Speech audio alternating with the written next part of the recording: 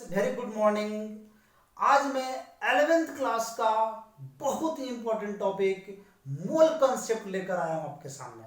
Mole concept आप लोग बेसब्री से इंतजार कर रहे होंगे कि सर कब मोल कॉन्सेप्ट पढ़ाएंगे, लेकिन आज वो दिन आ गया। हम लोग अब पढ़ेंगे मोल कॉन्सेप्ट। यहां से आपका न्यूमेरिकल टॉपिक शुरू होता है और मोल कॉन्सेप्ट इतने इंपॉर्टेंट टॉपिक है कि आप लोग कोई भी केमिस्ट्री के न्यूमेरिकल जब बनाने जाओगे तो विदाउट मोल कॉन्सेप्ट आप नहीं सॉल्व कर सकते हो। इवन मैं ये बता दूं आपको कि फिजिक्स के न्यूमेरिकल को सॉल्व करने के लिए आप लोगों को भी मोल कॉन्सेप्ट की जरूरत पड़ती है। तो ये बहुत इंपॉर्टेंट है फिजिक्स और केमिस्ट्री के लिए। पिछला वीडियो लेक्चर नंबर 5 सबको देखना बहुत इंपॉर्टेंट है। वहां पे बहुत सारा नॉलेज है, क्योंकि वहां पे आपका साइंटिफिक फिगर और साइंटिफिक नोटेशन और आपका सिग्निफिकेंट फिगर बताया गया था। साथ में आपको कुछ प्रीफिक्स जैसे मिली, किलो, नैनो, पिको, फेम्टो ये सब बताया गया था, जो किसी न किसी यूनिट्स में पहले लगता है। जैसे में हमको लीटर लिखना है तो हम मिली लीटर लिख सकते हैं, हमको छोटी इकाई बनाना माइक्रो लीटर लिख सकते हैं, ग्राम लिखना है तो ग्राम के पहले मिलीग्राम लग सकता है, माइक्रोग्राम लग सकता है। ये सब यूनिट्स बताए गए थे। साथ ही आप लोगों को वॉल्यूम, प्रेशर, टेम्परेचर के बारे में बहुत सारी ज्ञान वहां पे दिया गया था। चलिए ठीक है, आपने जरूर देखा होगा, और नहीं देखे होंगे तो प्लीज आप लोग लेक्चर नंबर 5 मेरा जरूर देख लेंगे। लेक्चर नंबर 5 में बहुत इंपॉर्टेंट टॉपिक है। और आइए हम लोग जानते हैं, आज का लेक्चर है मोल कॉन्सेप्ट। ये मोल कॉन्सेप्ट को जानना बहुत इंपॉर्टेंट है। मैं जो आप लोगों को मोल कॉन्सेप्ट के कॉन्सेप्ट बताऊंगा, शायद ये बाकी सभी किताबों से बिल्कुल डिफरेंट होगी। समझने में बिल्कुल डिफरेंट समझ में आएगा आप लोगों को, क्योंकि ये जो कॉन्सेप्ट है इसको डिफरेंट समझना ही चाहिए। तो आइए हम देखते हैं क्या है इसमें डिफरेंट चीजें, जो कि आपको मोल कॉन्सेप्ट में कई कॉन्सेप्ट ऐसे हैं जो कि छिपा हुआ होता है किताब में, जो नहीं मिलता आपको। ऐसे ऐसे कॉन्सेप्ट होते हैं जो बच्चों को नहीं मिलता है, और दिमाग में वो एक घर करके बैठ जाता है कि क्या होगा, कैसे होगा, है ना, क्यों ऐसा हो रहा है। इन सब चीजों की जानकारी मैं आपको दूंगा। मोल क्या है, तो शुरुआत करते हैं मोल से। मोल मोल का मैं हिंदी से शुरुआत करूंगा कि मोल की हिंदी क्या होती है। मैं आप सब लोगों से जानना चाहूंगा कि मोल की हिंदी क्या होती है। तो शायद आपका आंसर आएगा मोल। बहुत सारे बच्चों तो ये बताएंगे कि सर मोल के बारे में मुझे मालूम ही नहीं है, लेकिन बहुत सारे बच्चों को इंग्लिश अगर सही होगी तो वे लोग जरूर बताएंगे कि मोल का हिंदी होता है तिल। सही बात है, जो आपके चेहरे पर तिल होती है उसे हम लोग मोल कहते हैं। ये मोल प्रेजेंट ऑन माय फेस, यानी कि वो मोल का स्पेलिंग MOLE होता है। और मैं बताऊं कि मोल मतलब एक और हिंदी होता है इसका छुछुंदर। छुछुंदर आप लोग देखे होंगे, मतलब कि एक रैट जो होता है, चूहा होता है, उसी का एक प्रजाति होती है छुछुंदर। तो मोल का अर्थ, दूसरा अर्थ होता है छुछुंदर। तो हम लोग यहाँ पे छुछुंदर और तिल नहीं पढ़ने आए हैं, हम लोग यहाँ मोल पढ़ने आए हैं। तो मोल क्या है ये बात जानना जरूरी है। ये नहीं कि मोल सिर्फ रट्टा मार लिए समझ गए क्या है। मैं यूं ही बताऊं कि मोल है क्या। तो मोल जो होता है ये एक प्रकार के यूनिट्स हैं, है ना। यूनिट्स नहीं कर सकते, एक संख्या मान लीजिए, एक प्रकार के संख्याओं का नाम। जैसे में हम लोग किलो 1000 कहते हैं, उसी तरह से मोल जो है ये कहता है कि एक मोल जो है ये 6.022 इंटू 10⁻23 संख्या का नाम है एक मोल। मतलब कि सोच सकते हो तुम, इतनी बड़ी संख्या को हम लोग एक मोल कहते हैं। तो मोल क्या है पहले इस बात को समझना जरूरी है। यूं ही मोल को नहीं जानना है, मोल क्या है पहले समझिए। तो 6.022 10⁻23 एक बहुत बड़ी संख्या है, शायद तुम काउंटिंग नहीं कर पाओ जल्दी। यानी कि 6.022 में आपको 23 जीरो बैठाना है, और ये जीरो बैठाते बैठाते थक जाओगे, काउंट करते करते थक जाओगे, लेकिन तुम गिन नहीं पाओगे। इतनी बड़ी संख्या का नाम रखा गया है मोल। तो मोल कहता क्या है, कहता है कि the unit of amount of substance is called मोल। कहता है कि किसी भी सब्सटेंस का जो अमाउंट आप लोगे उसको हम लोग किस में मापेंगे, मोल में मापेंगे। वो एक इकाई बनता है, वो एक यूनिट्स बन जाता है और उस यूनिट्स का क्या नाम देते हैं हम लोग, मोल कहते हैं। जैसे मान लो कि आप अगर लेते हो यहां पे वाटर, तो वाटर एक सब्सटेंस है, तो वाटर आपका अमाउंट कितना है, तो ये वाटर का अमाउंट 1 है, तो इसके हम लोग 1 मोल कहेंगे। NH3 एक सब्सटेंस है, इसका अमाउंट कितना है, 1 है, तो भी 1 मोल हो जाएगा। अगर यहां आप 2 लगाते हो, अब इसकी सब्सटेंस की संख्या कितनी है, 2 है। ध्यान रखें यहां संख्याओं की बात होगी कभी भी, तो यहां पे 2 मोल लगा सकते हैं। तो आगे देखते हैं। अब अगर मान लो कि 3CO2 लेते हैं तो क्या लिखेंगे, 3 मोल। तो मोल को कंफर्म करना बहुत जरूरी है। अब आपको लग रहा होगा कि सर ये 6.022 10⁻23 क्या है, तो ये जो आपको दिखता है कि ये 1 मोल है, यानी 1 मोल में वाटर जो होंगे, इनका जो कण होगा, इनके जो पार्टिकल्स होंगे, मोलिक्यूल्स होंगे, वो इतने मोलिक्यूल्स होंगे, तभी उनको 1 मोल कहा जा रहा है। ठीक है। अगर आप इस कॉलम की बात करें तो 6.022 10⁻23 यहाँ पे पेन रखेंगे एक साथ, तो उसको हम लोग 1 मोल कहेंगे। 1 मोल कहना आसान है, लेकिन उसको इस डाटा से जोड़ देने के बाद लगता है कि वाह कितनी बड़ी संख्या है। तो यहाँ पे दिख रहा है कि 1 मोल बहुत ही छोटा है। 1 मोल बराबर, मैं यूं कहूं तो 1 मोल बराबर वाटर का जो बार है 18 ग्राम है। यानी कि आप वाटर के वेट तो पहले से जानते हो कैसे निकालते हैं, तो जैसे वाटर का वेट निकालोगे 18 ग्राम, तो समझ लो तुम 18 ग्राम अगर वेट लेते हो, आसानी से इसको वेट हम लोग इसको ले सकते हैं। आजकल तो इलेक्ट्रॉनिक्स आ गया है, इलेक्ट्रॉनिक्स तराजू पे इसको मापोगे तो 18 ग्राम ले सकते हो। तो 18 ग्राम एकदम निश्चित डाटा उठाओ वाटर का, उसमें तुम कह सकते हो कि इतने वाटर में वाटर का मॉलिक्यूल्स जो है वो कितना है, 6.022 10⁻23 molecules ऑफ वाटर। तो वाटर के इतने मॉलिक्यूल्स होंगे 18 ग्राम में, इस बात को समझिए। ये है मोल। मोल किस तरह से एक साथ जुड़ा हुआ है। तो इस डाटा को अगर देखते हो तो लगता है कि बाल कितने बड़ा है, लेकिन वही देखिए ये छोटा हो जाता है, उससे छोटा ये हो जाता है। तो मोल सिंपली एक बात समझिए, किसी भी सब्सटेंस का जो अमाउंट है ना, वो अमाउंट को बताता है। जितनी अमाउंट ग्राम में भी लिए, उस ग्राम में इतनी संख्या है, उस संख्या का नाम हो गया मोल। ठीक है। अगर इसी को आप दुगुना कर दीजिए, यहाँ 2 मोल करेंगे, यहाँ 36 हो जाएगा, तो यहाँ 2 से गुना हो जाएगा। ठीक है। अगर आप यहीं पे 2 लेते हैं, 2 मोल, देखिए कोई चेंजिंग नहीं, यहाँ पे सिर्फ चेंजिंग होगा इसका वेट, किसका। चलिए यहाँ वाटर लेते हैं, फिर से समझाते हैं, वाटर ही लेते हैं। तो वाटर लिए 2 मोल हो गया, इस बार इसका कितना हो गया, 36 ग्राम हो जाएगा। 36 ग्राम हो जाएगा, यहाँ पे कितना हो जाएगा, 2 × 6.022 10⁻23 मोलिक्यूल्स। तो ये समझना जरूरी है कि मोल क्या है। सिंपली मोल एक अमाउंट का यूनिट है। किसी भी सब्सटेंस का जो अमाउंट लेंगे उसकी यूनिट को मापेंगे, किसमें मापेंगे हम लोग, मोल में मापेंगे। एक बात मैं आप लोगों को और क्लियर कर दूं यहाँ पे कि मोल जो है उसको निकालने के लिए मोल को कैसे डिनोट करते हैं, पहले इसको जानते हैं। तो डिनोटेड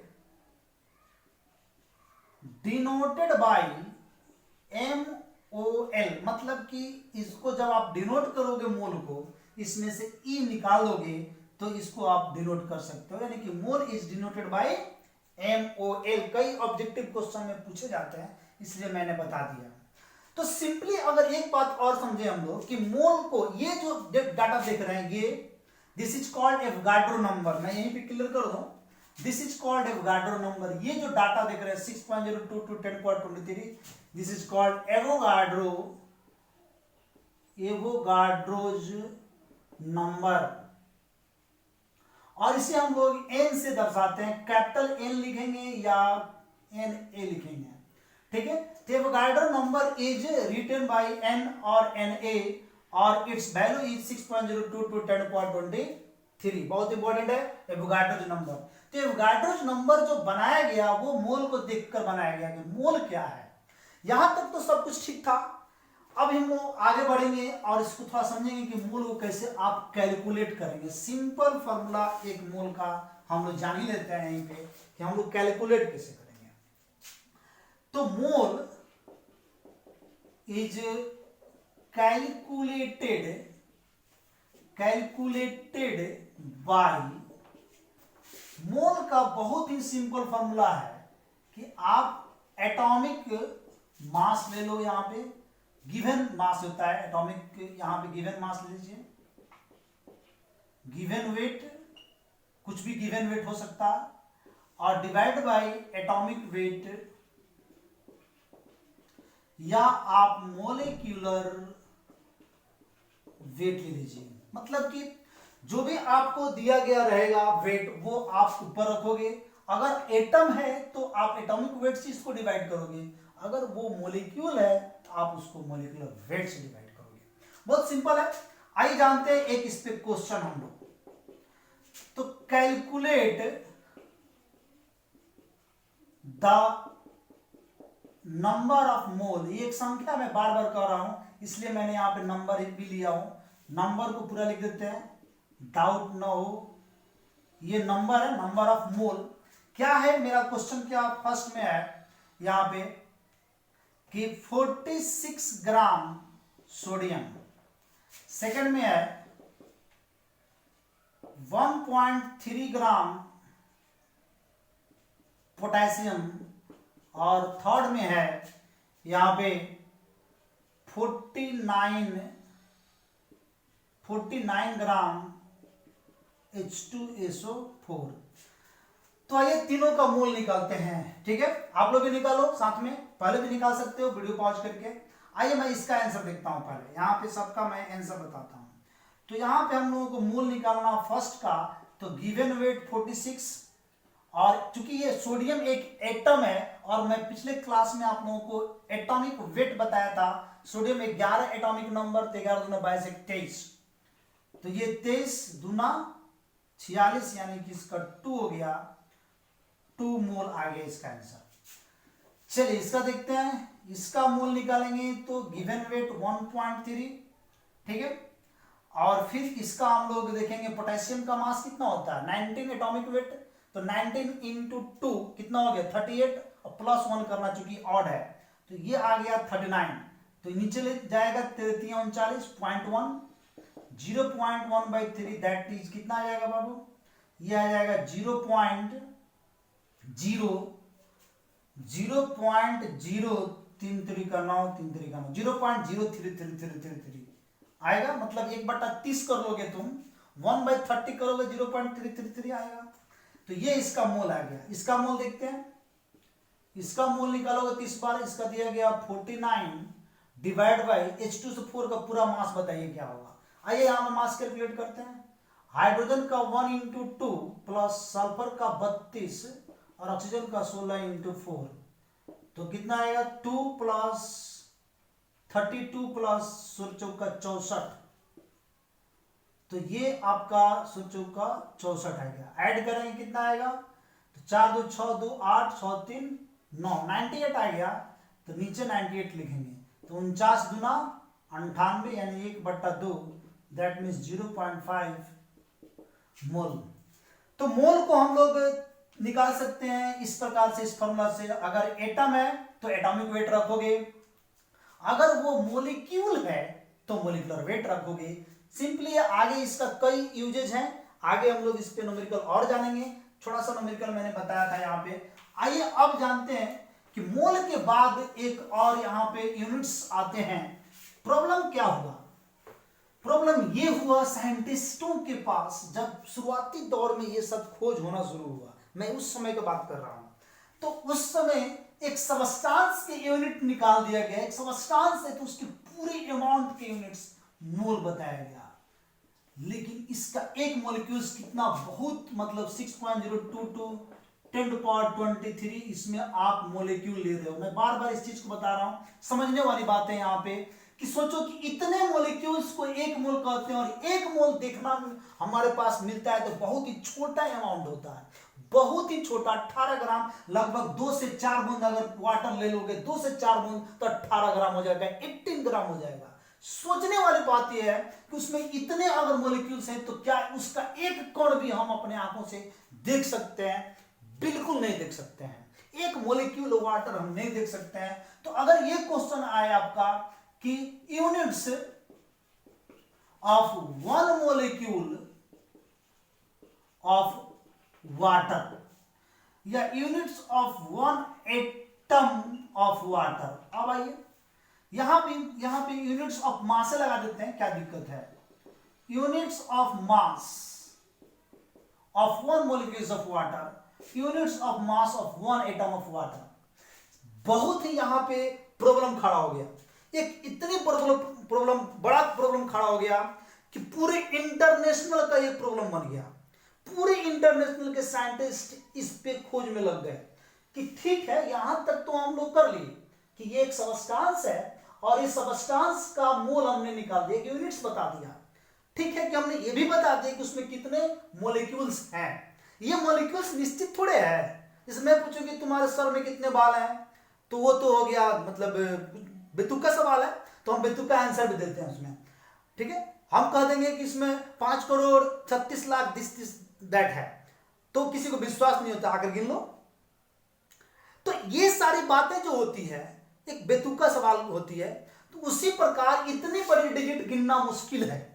ठीक है, तो यहां पे एक बात सवाल उठता है कि ठीक है कि हमने एक संख्या डिसाइड कर लिया, हम उसको इलेक्ट्रिक चार्ज से निकाले हैं, जैसे भी निकाले हैं, फैराडे है ना वैल्यू से निकाले हैं, जैसे भी निकाले हैं, लेकिन सब घुमा फिरा कर सब एक आता है कि एक सेटिंग है, लगता है कि एक सेटिंग है।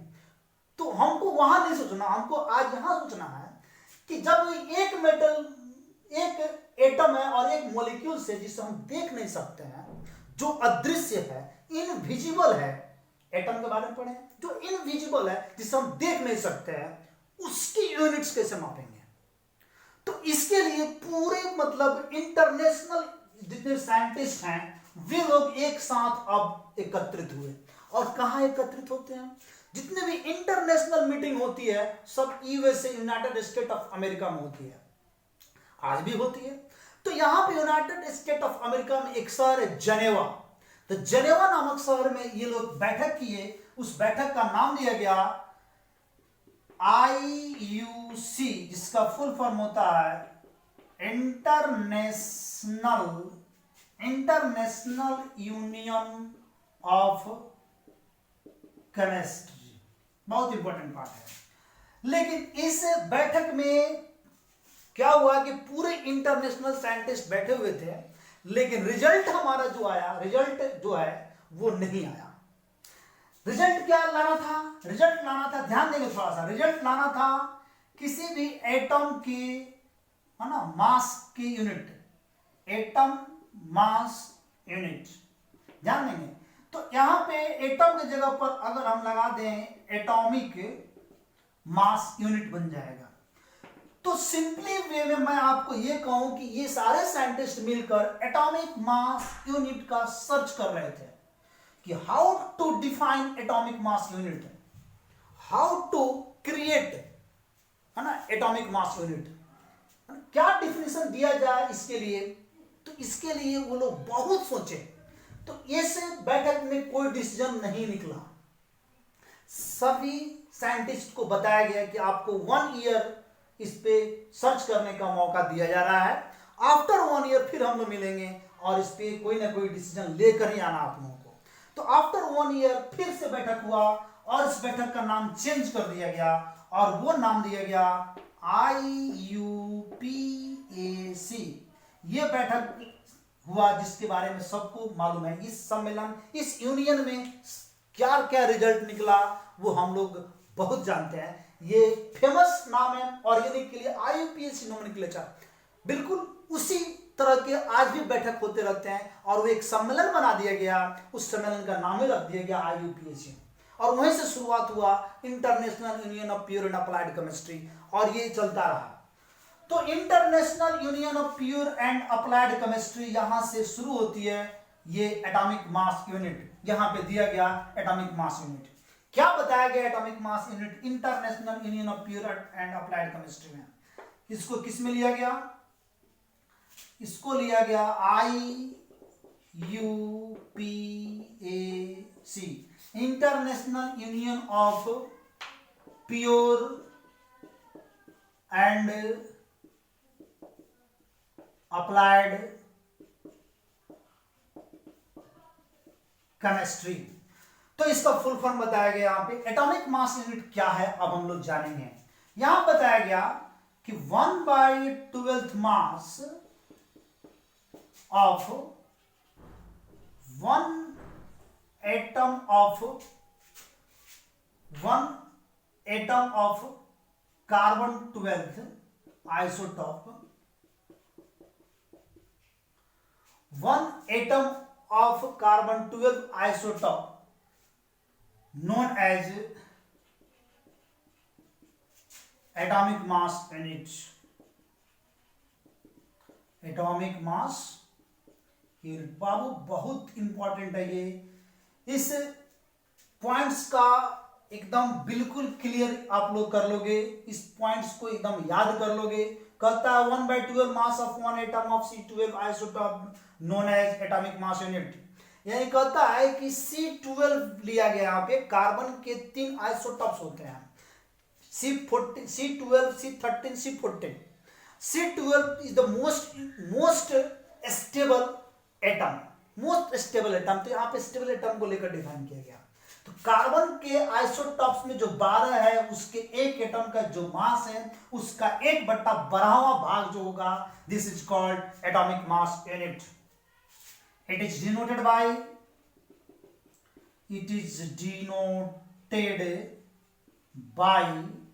AMU। बहुत फेमस है, आज थोड़े सुन रहे हैं आप लोग, ये तो 9th क्लास से सुन रहे हैं AMU, और तो डिफिनेशन 9th क्लास में पढ़े होंगे, लेकिन आज जो आपको मिल रहा होगा, मैंने कहा था बिल्कुल डिफरेंट एक्सप्लेनेशन आप लोगों को मैं दूंगा।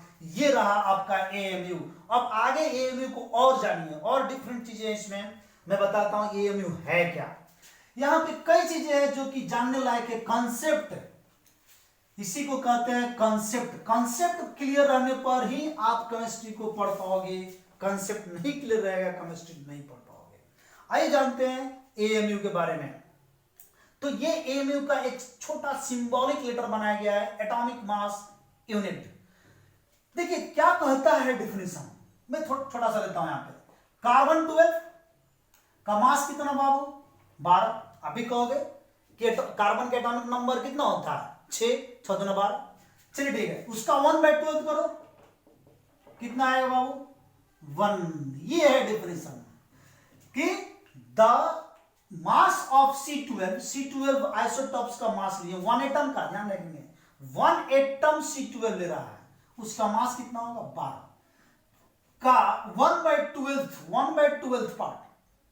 ठीक है, 1/12 मास ऑफ, यहां पे 1/12 TH लगा सकते हैं आप, कोई दिक्कत नहीं है। 1/12 मास ऑफ 1 एटम, तो 12 का 12वां भाग लेंगे तो क्या आएगा? 1 आएगा ना। तो ये एक यूनिट है, चूंकि एक यूनिट है इसलिए इसको ऐसा सेट करना था कि 1 है। तो इस डिफिनेशन को तो हम लोग किसी पर डिफाइन कर सकते हैं, हम चाहे तो नाइट्रोजन पे भी डिफाइन कर सकते हैं, ऑक्सीजन पे भी डिफाइन कर सकते हैं, है ना। ऑक्सीजन का 16 होता है, ऑक्सीजन का कितना होता है बाबू? ऑक्सीजन का 16 होता है, तो 16 1/16 इज इक्वल टू 1 नहीं होता। सबसे पहले साइंटिस्टों का जो मत था, जो इसमें बताया गया था, वो था ऑक्सीजन। सबसे पहले जो चूजिंग एलिमेंट्स थे, जिस पे डिफाइन करने वाले थे, वो एलिमेंट्स लिया गया था ऑक्सीजन, लेकिन बाद में वो लोग कार्बन पे चेंज कर दिए। जानते हैं क्यों? ये भी क्वेश्चन आता है कई बार आप लोगों को कि कार्बन को क्यों लिया गया यहाँ पे। क्योंकि carbon is the most important part of your universe, क्योंकि कार्बन की मात्रा ज्यादा मिलता है, कार्बन की अमाउंट हमारे यूनिवर्स में ज्यादा है। जितने भी ऑर्गेनिक लिविंग सिस्टम है सभी कार्बन से बने हुए हैं। तो ऑक्सीजन की महत्व तब होगी ना जब लिविंग सिस्टम होंगे। जब लिविंग सिस्टम है ही नहीं तो ऑक्सीजन कौन लेता है? सांस के रूप में कौन लेगा? तो इसलिए carbon is the most important part of the living system. ठीक है, तो इसलिए कार्बन पे डिफाइन किया गया कि नहीं, कार्बन ही हमारे लिए इंपॉर्टेंट है, ऑक्सीजन से ज्यादा इंपॉर्टेंट कार्बन है, इसलिए कार्बन को डिफाइन किया गया, राइट, और इसकी यूनिट्स बनाया गया। अब एक बात और जानिए, क्यों, इस पे कैसे लागू होता है ये होता है क्या, मान लीजिए कि कैल्शियम का वेट 40 AMU लिखते हैं। अक्सर हम लोग ये AMU से दर्शाते हैं, तो ये 1 एटम ऑफ कैल्शियम है। कभी भी 1 एटम 1 मोलिक्यूल्स के भार को हम लोग AMU में डायरेक्ट लिखते हैं। तो इसका अर्थ क्या होता है, इसका अर्थ ये होता है, it means the mass of calcium is 40 times more than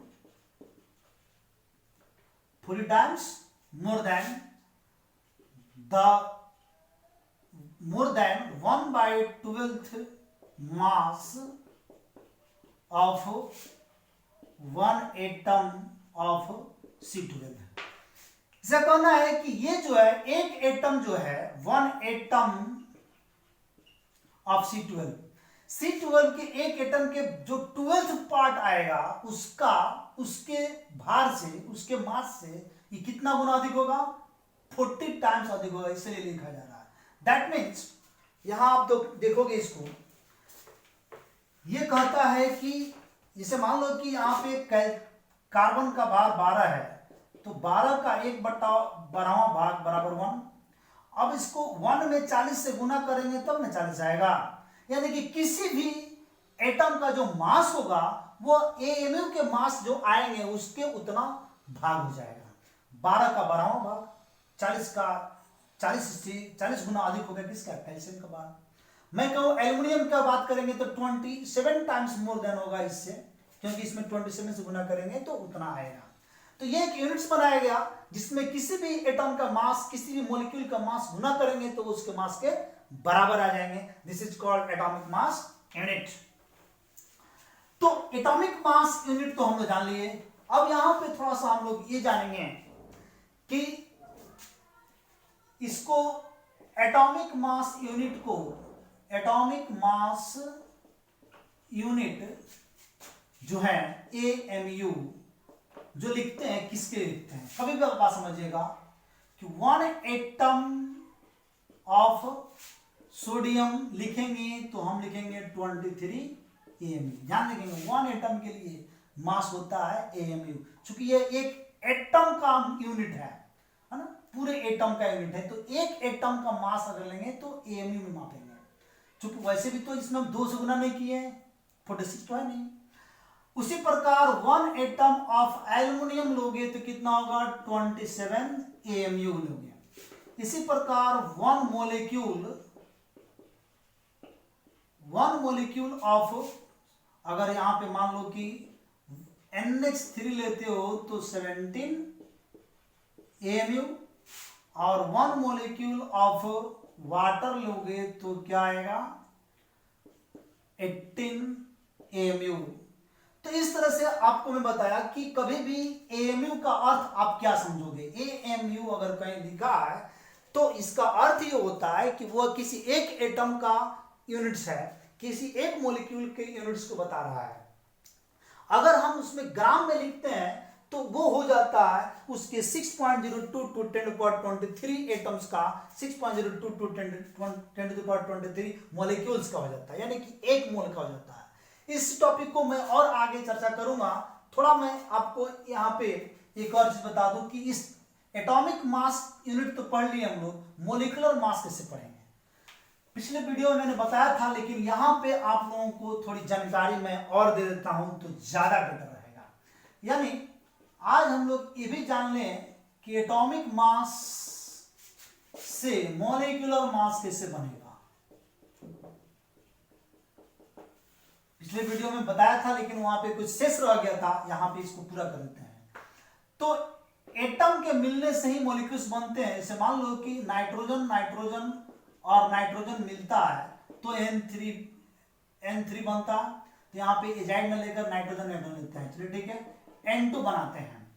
अब हमें N2 का अगर मास निकालना हो तो यहाँ पे 2 नाइट्रोजन चाहिए, एक नाइट्रोजन का 14 होगा तो 2 से गुना कर देंगे तो 28 हो जाएगा। चलिए अगर हमको यहाँ पे निकालना, मान लो कि 2 मोल CO2 का वेट निकालना है तो 2, और कार्बन का वेट कितना हो जाएगा 12, ऑक्सीजन का वेट 16 इंटू 2 यानी कि 2 और यहाँ पे हो जाएगा 12 प्लस 32 दुगुने इसको जोड़िए 44 आएगा। ये टोटल आपका आ गया 88। अब ये सब जो मास आ रहे हैं इसको हम सीधे किस में लिखेंगे, AMU में लिखेंगे। तो इस तरह से AMU में इस मास को हम लिख सकते हैं। चलिए एक और निकालते हैं। C12 H22 वो 11 का आप लोग भी निकाल सकते हो साथ में। कार्बन का वेट 12 होता है, सबको पता है, इंटू 12 की संख्या इसका 12 है। हाइड्रोजन का वेट 1 होता है इंटू 22 चूंकि 22 संख्या है। ऑक्सीजन का वेट 16 इंटू 11 होगा। 12 12 44 144, 22 इंटू 1 22 ही रह जाएगा। और 16 में 11 से गुना करो, 6 एकम 6 और 1 6 1 7 और 176 होगा। ठीक है, चलिए जोड़ते हैं इसको। 6 2 8 4 12 का 10 4 14 होगा ना, 10 4 14, 1 1 1 2 2 1 3, टोटल आ गया 342। तो शुगर का जो मास होता है 342 आता ही है, ये आ गया AMU में। इस तरह से आप लोग किसी का भी मास निकाल सकते हो। थोड़ा सा मैं आप लोगों को इसमें एक होमवर्क भी दे देता हूं कि आप लोग बना लोगे। ठीक है, मास निकाल लोगे। SO2 3 मोल हो गया, यहाँ पे H2SO3 2 मोल हो गया, HNO2 HNO3 H3PO3 Al2O3 H3PO4 H2S PCl3 PCl5। ठीक है, इसके बाद से NH3 2 मोल, CH4 C2H6 C6H12O6। ठीक है, इसके बाद से Al2, अच्छा Al2O3 हो गया है, AlCl3। ठीक है, MgO NaOH CaOH का होल ट्वाइस, काको3 CaCO3, नाटको3 Na2CO3। ठीक है, CH3COOH, इसके बाद से C25OH HCOOH। तो इतना आप थोड़ा सा एक होमवर्क में दे रहा हूं, इसका आप लोग बनाओगे। क्योंकि molecular mass atomic mass clear रहेगा। मोल मैंने सिखाया आपको, मोल कैसे बनता है, given weight by molecular weight. तो मोलिकुलर वेट जब तक नहीं आएगा तब तक आप मोल नहीं निकाल पाओगे, और मोल नहीं निकाल पाओगे तो आगे का क्लास आप नहीं पढ़ पाओगे, क्योंकि आगे आपका न्यूमेरिकल और ज्यादा आने वाला है। बहुत ही बेहतरीन बहुत टॉपिक्स हैं आगे। तो नेक्स्ट लेक्चर में मैं आप लोगों को आगे का टॉपिक्स बताऊंगा, और मूल को मैंने जो समझाया उसको फिर से समझिए। एक बार 2 बार वीडियो देखिए, क्योंकि हर टॉपिक को गहरे तरीके से देखना पड़ेगा, बहुत ही डीपली देखना पड़ेगा, तब जाकर समझ में आएगा। ठीक है, तो इसको बनाइए। मैं नेक्स्ट वीडियो आप लोगों को जो लेकर आऊंगा वो मोल कॉन्सेप्ट और एवोगाड्रो नंबर का मिक्सिंग क्वेश्चंस मैं आपको बताऊंगा। पढ़ते रहिए, समझते रहिए वीडियो को। That's all.